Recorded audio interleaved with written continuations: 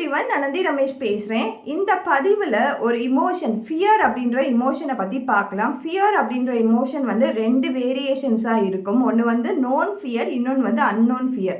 Known ஃபியர்னா ஒரு ஆப்ஜெக்டை பார்த்தோ, ஒரு உயிரினத்தை பார்த்தோ, ஒரு சிச்சுவேஷனை பார்த்தோ நான் பயந்து அப்படியே ஃப்ரீஸ் ஆகிட்டு இருப்பேன்.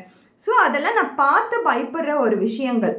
இதை வந்து நான் ஒரு உருவமாக நான் பார்ப்பேன், ஒரு பொருளாக பார்ப்பேன், ஒரு சிச்சுவேஷனில் நடக்கக்கூடிய விஷயங்களாக நான் பார்த்து பயப்படக்கூடிய எல்லாமே வந்து அன்னோன் ஃபியரில் வர்றது நோன் ஃபியரில் வரும். ஸோ அன்னோன் ஃபியர் எப்படி இருக்கும் அப்படின்னு நம்ம பார்த்தோன்னா, சப்போஸ் ஒருத்தவங்க வந்து வேலை பார்த்துட்டே இருக்காங்க அப்படின்னும் பொழுது அவங்க பின்னாடி ஏதோ ஒரு உருவம் நிற்குது அப்படின்னு சொல்லி அவங்களுக்குள்ளேயே வந்து ஒரு பயம் வந்துடும். அதே மாதிரி இப்படி நம்ம உட்காந்துட்டு இருக்கும்போது முன்னாடி ஏதோ ஒரு ஃப்ளாஷ் போயிட்டு வருது, ஒரு லைட் மாதிரி ஃப்ளாஷ் போயிட்டு வருது அப்படின்னு சொல்லுவாங்க.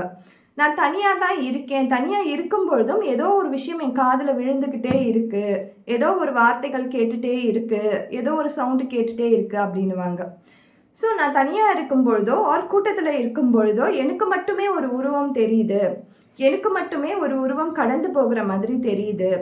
ஏதோ அன்னோன், அது தெரியவே தெரியாது, யாருன்னே தெரியாது, எதுவுன்னே தெரியாது. அதுக்கு வந்து ஒரு உயிர் இருக்குதா, உயிர் இல்லையா, எங்கேருந்து வந்தது, எதற்காக வந்தது, அந்த மாதிரி எதுவுமே தெரியாத ஒரு விஷயம். இது எல்லோருக்குமே தெரியுமானா யாருக்கும் அந்த மாதிரிலாம் கிடையாது.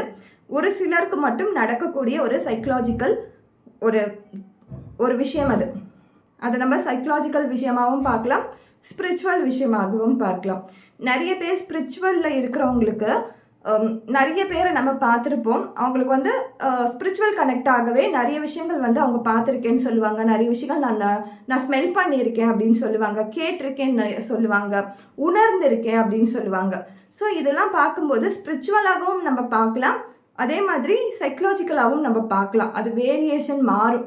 ஸோ இந்த மாதிரி பயங்கள் உங்களுக்கு இருக்குது, அன்னோன் ஃபியரில் ஏதோ பயம் இருக்குது அப்படின்னா, நான் இப்போ வந்து பேட்ச் ஃப்ளவர் ரெமெடியிலேருந்து உங்களுக்கு ஒரு மெடிசன் சொல்கிறேன்.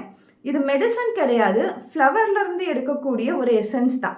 இது எல்லாமே நம்மளுக்கு அமேசான்லேயே கிடைக்கும். ஆஸ்பன் அப்படின்னு சொல்லிட்டு உங்களுக்கு நான் டைட்டில்லையும் கொடுக்குறேன், ASPEN.